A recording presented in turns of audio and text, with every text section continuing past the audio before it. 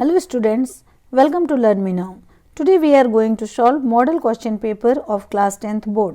जैसे हम सब जानते हैं कि 2022 का जो क्लास 10th का बोर्ड होना है जैक का, उसमें 2 टर्म में एग्जाम होना है। फर्स्ट टर्म में MCQs होंगे, ऑब्जेक्टिव क्वेश्चन, और सेकेंड टर्म में सब्जेक्टिव क्वेश्चन होंगे। तो फर्स्ट टर्म का जो ऑब्जेक्टिव क्वेश्चन है उसको कैसे सॉल्व करना है इंग्लिश के पेपर का, इसको आज हम देखेंगे, जिसमें से सेट 1 को मैंने लिया है। तो ये जो सेट 1 है मॉडल क्वेश्चन पेपर, ये 1.5 घंटे का होगा और इस 1.5 घंटे में आपको 40 क्वेश्चन सॉल्व करने हैं। हर एक क्वेश्चन 1 नंबर का होगा। हर एक क्वेश्चन में 4 ऑप्शन दिए हुए हैं, जिसमें से आपको एक सुटेबल आंसर को चुनना है। सारे क्वेश्चन कंपलसरी हैं और गलत आंसर के लिए कोई भी माइनस मार्किंग नहीं है। तो सबसे पहले हम स्टार्ट करते हैं पैसेज। पहला क्वेश्चन होगा आपका पैसेज का, जिस पैसेज को पढ़ना है आपको एक बार, और इसमें से 1 से लेकर 5 क्वेश्चन गिवन होंगे जिसका आंसर आपको इस पैसेज में मिलेगा। तो इस क्वेश्चन को ध्यान से देखकर हम पढ़ते हैं तो हम पाते हैं कि ये हाफिज कॉन्ट्रैक्टर के बारे बात किया जा रहा है। चलिए क्वेश्चन देखें। द पैसेज इज अबाउट, तो पैसेज किसके बारे में हम आंसर में यहाँ ऑप्शन में देखें 4 है, हाफिज कॉन्ट्रैक्टर, टी हैरेगार्ड, कोलंबिया यूनिवर्सिटी, फर्म। तो इसको पढ़ने के बाद हमने पाया कि ये हाफिज कॉन्ट्रैक्टर के बारे में बताया, इसलिए हमारा आंसर ए हाफिज कॉन्ट्रैक्टर होगा। सेकेंड क्वेश्चन है व्हाट हैपन बिटवीन 1977 एंड 1980। 1977 और 1980 के बीच में क्या हुआ था। तो इस पैसेज को पढ़ने के बाद हमने पाया था कि 77 एंड 1980 के बीच में हाफिज बार बार विजिट करता था एकेडमी ऑफ आर्किटेक्चर मुंबई में, इसलिए हमारा आंसर ए सही होगा। Hafiz often visited academy of architecture Mumbai. Third question है Hafiz did his graduation from. तो ये पैसेज में हमने पढ़ा कि हाफिज अपना ग्रेजुएशन कहाँ से किया, कोलंबिया यूनिवर्सिटी न्यूयॉर्क से किया, इसलिए हमारा आंसर सही होगा B, Columbia University New York. Next question, who are among the 350 employees of Hafiz firm from the given option. तो ये भी हमने पैसेज में पढ़ा है कि उसके फर्म में इंटीरियर डिजाइनर्स, ड्राफ्ट्समैन, आर्किटेक्ट सारे लोग काम करते थे, तो इसलिए हमारा आंसर होगा D, all of the above. Next question है which of the given option is a synonym of started. Started के समान अर्थ वाला कौन सा वर्ड है।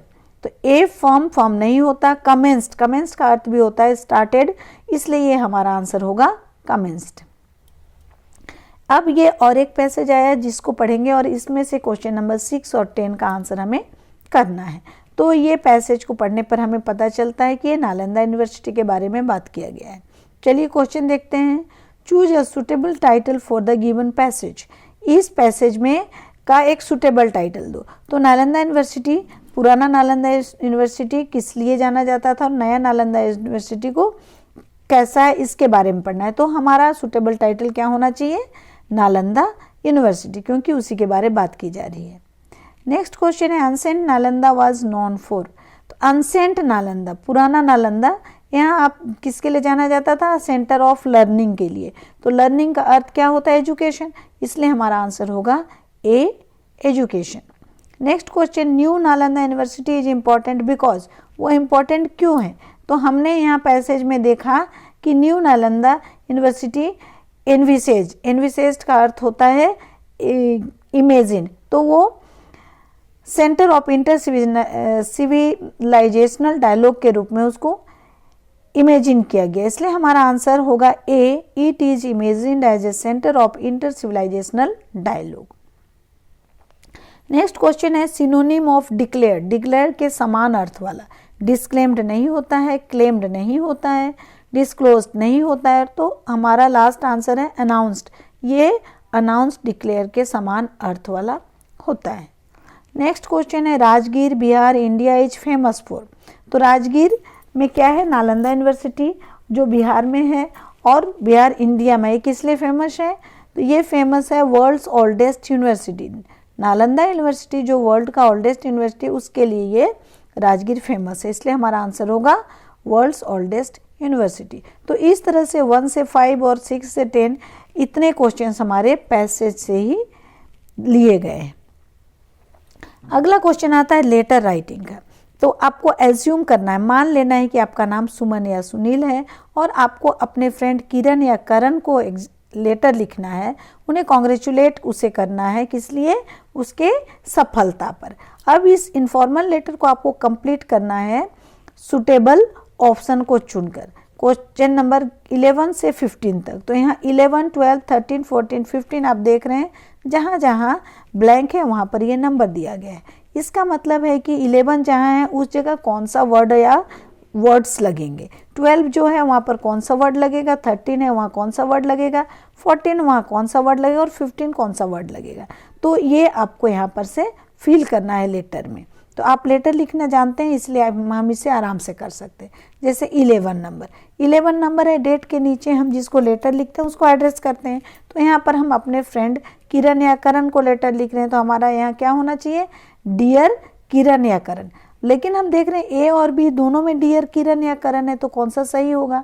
तो हम जब किसी को एड्रेस करते हैं उसके बाद कॉमा लगाते हैं, तो डियर किरण या करण के बाद जो कॉमा है बी नंबर वो हमारा सही होगा। नेक्स्ट है 12 number, I saw your name dash the first divisioners. तो फर्स्ट डिविजनर्स के बीच में मैंने तुम्हारा नाम देखा, तो बीच में का अर्थ होता है अमंग, तो अमंग सी अमंग हमारा करेक्ट आंसर होगा। अब 13 नंबर का जगह देखें, 13 नंबर में क्या कहता है, so please accept my heartiest congratulations on your grand success, क्योंकि उसके सक्सेस पर हमें कॉन्ग्रेचुलेट करना है, तो हमारा यहाँ वर्ड होगा सक्सेस। तो हम देखें ए भी सक्सेस है और सी भी सक्सेस है, लेकिन सी का सक्सेस का स्पेलिंग मिस्टेक, इसलिए हमारा करेक्ट आंसर क्या है, ए, जिसका स्पेलिंग सही है। स्पेलिंग भी आपको ध्यान में रखना है। नेक्स्ट है 14 number, as we sow shall we reap. ये एक प्रोवर्ब है, तो रीप हमें ढूंढना है। तो ए रीप का स्पेलिंग मिस्टेक, बी का भी स्पेलिंग मिस्टेक, सी का स्पेलिंग मिस्टेक, डी हमारा सही स्पेलिंग होता है REAP, तो ये डी सही आंसर है। नेक्स्ट नंबर 15 है, 15 हमारा जगह क्या है, लास्ट में नाम के ऊपर, तो यहाँ पर हम क्या लिखते हैं, योर लविंग फ्रेंड या योर्स। तो हम देखें क्या लिखा हुआ है यहाँ पर, तो योर्स लविंग फ्रेंड, तो योर्स लविंग फ्रेंड नहीं होता, गलत। योर लविंगली नहीं होता, ये भी गलत। योर लविंग फ्रेंड ये सही है, ये होता है, तो सी हमारा होगा your loving friend correct answer. तो इसको आपको सही करना है। नेक्स्ट क्वेश्चन जाता है कि fill in the blanks by choosing suitable verb from the given option फ्रॉम 16 to 17। तो 16 और 17 क्वेश्चन में आपको सुटेबल वर्ब फिल करना है। देखिए क्या, babies dash when they are hungry, तो बेबीज क्या है, प्लूरल सब्जेक्ट है, इसलिए हमारा वर्ब प्लूरल होगा। तो ये दे आर हंग्री, तो आर क्या है, प्रेजेंट टेंस में आता है, इसलिए हमारा यहाँ वर्ब भी प्रेजेंट टेंस में आगा। तो प्रेजेंट टेंस में वर्ब क्या है, क्राई और क्राइज, तो क्राई प्लूरल है, इसलिए हमारा यहाँ सही आंसर क्राई होगा, ए नंबर। नेक्स्ट व्हाट टाइम, समय, तो ये हमारा एक इंट्रोगेटिव सेंटेंस बनाना है।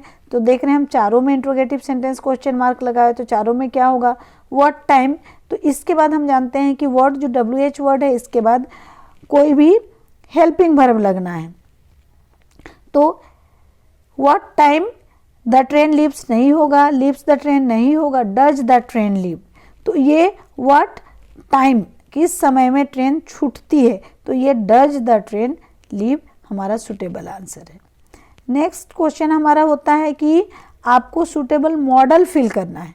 मॉडल, तो मॉडल 18 to 20 में हमको मॉडल फिल करना है। देखें क्या है, Seema and Akash dash dance well, तो यह नीड सुटेबल नहीं लग रहा है, सेल सुटेबल नहीं लग रहा है, माइट सुटेबल नहीं लग रहा है, कैन सुटेबल है। क्यों सुटेबल है, कि ये डांस कर सकते हैं, तो उनको ज़रूरत है, करेंगे, या माइट ये सुटेबल नहीं, हमारा क्या होगा, वे कर सकते हैं, तो ये कैन डालेंगे, D. Next dash God bless you, हम सब किसी को भी विश करते हैं, मे गॉड ब्लेस यू, तो यहाँ कुछ सोचना ही नहीं है, तो लगा देंगे हम may God bless you, wish कर रहा है।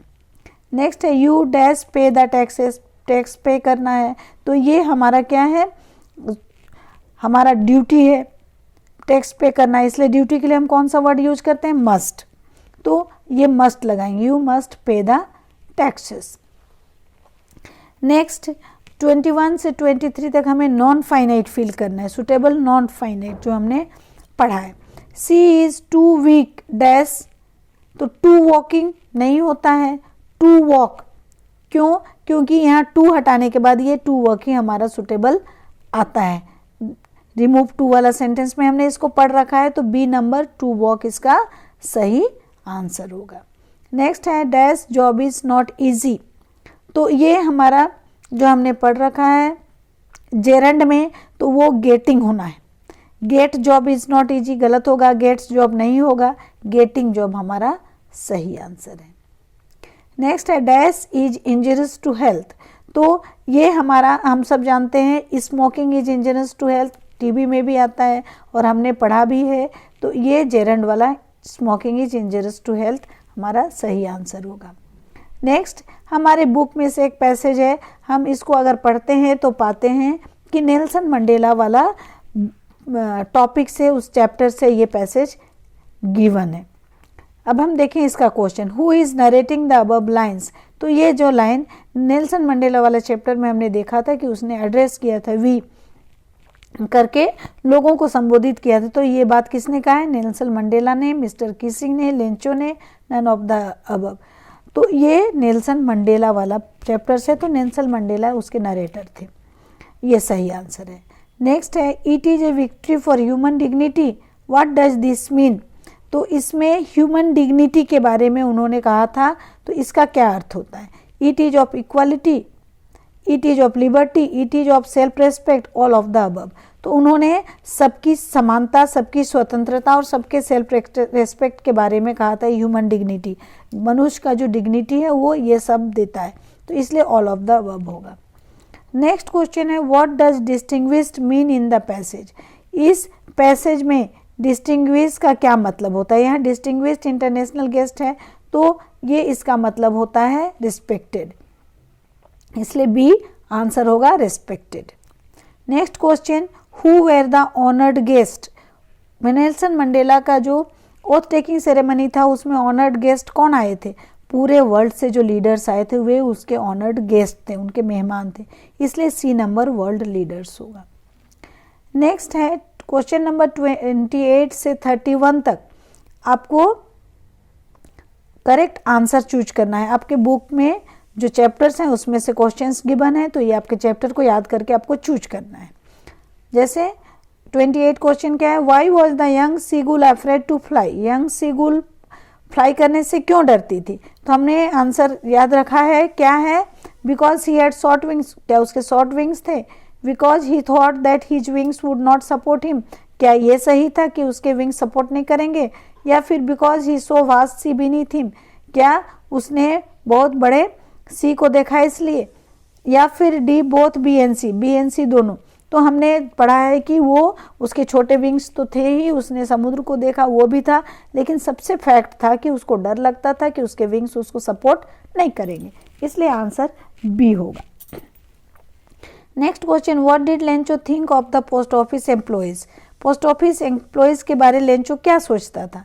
तो हमने क्या पढ़ा है उसके बारे कि वे डिजॉनेस्ट पीपल, क्रूक्ड पीपल कहा था, इसलिए ये क्या है? वे हेल्पफुल नहीं थे, फ्रेंडली नहीं थे, अनग्रेटफुल नहीं थे, क्या थे? डिजॉनेस्ट पीपल थे। Next who was Anne's best friend. Anne Frank का बेस्ट फ्रेंड कौन था? मिस्टर किसिंग नहीं थे, उसके टीचर थे। किट्टी उसकी बेस्ट फ्रेंड थी, हमने पढ़ा था, डायरी उसको लिखा था, इसलिए ये किट्टी होगा। Next question which of the given poem is written by poet Robert Frost. Robert Frost ने कौन सा पोएम लिखा? एनिमल्स नहीं लिखा था, how to tell wild animals नहीं लिखा था, फायर एंड आइस उन्होंने लिखा था, तो answer C fire and ice होगा। नेक्स्ट एक आपको स्टैंजा गिवन है और इस स्टैंजा में से क्वेश्चन निकाले गए हैं, इसी में आपका आंसर मिलेगा। तो देखें 32 से 35 क्या क्वेश्चन है? Who has written these lines. तो ये लाइन किसने लिखा है?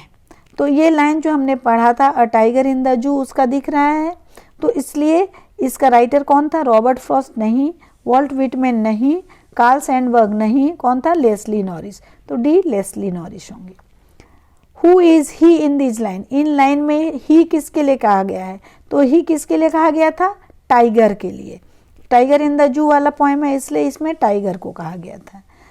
Next what does plump mean. Plump मोटा, फैला हुआ, तो इसमें प्लम्प का अर्थ क्या होता है? ए फैट, पतला नहीं, स्मॉल नहीं, नन ऑफ द अबव भी नहीं, तो फैट, प्लम्प मतलब मोटू। Next, where should he be according to he this extract, he जो टाइगर था वह इस एक्सट्रैक्ट के अनुसार कहाँ था, तो वो हिरन का शिकार करने बैठा तो कहाँ था, जू में था, नहीं, जंगल में था, हाँ, जू में भी नहीं था, पार्क में भी नहीं था, तो वो कहाँ था, जंगल में, जहाँ वो हिरन का शिकार करने के लिए बैठा हुआ था, जैसे कि यहाँ प्लम्प डियर जो पास हो रहे थे उनका इंतजार कर रहा था। नेक्स्ट आता है कि क्वेश्चन नंबर 36 और से लेकर 40 तक ये कुछ करेक्ट आंसर आपको चुनना है, ये आपके सप्लीमेंट्री रीडर वाले बुक से गिवन है। जैसे 36 है, what made the thief come back to Anil, Anil के पास वापस लौटने के लिए कौन सा ऐसा रीजन था उस थीप के पास, हरी सिंह के पास, A Anil's honesty, B his guilt feeling, C both A and B, D none of the above. तो क्या अनिल की ऑनेस्टी, तो अनिल की ऑनेस्टी तो उसको पता ही नहीं था, बी क्या है, उसके गिल्ट फीलिंग, किसका, हरी सिंह के गिल्ट फीलिंग के कारण वह क्या किया था, उसके पास वापस आया था।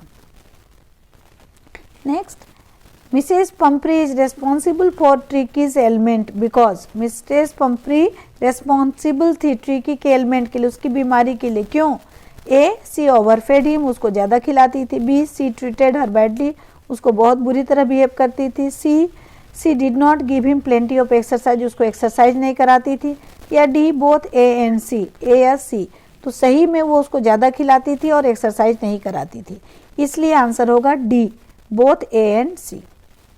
38, who is Mrs Pumphrey, Mrs Pumphrey कौन थी, तो मिसेस पंपरी कौन थी, ट्रिकी की मालकिन थी, इसलिए ए नंबर सही है, ऑनर ऑफ द डॉग।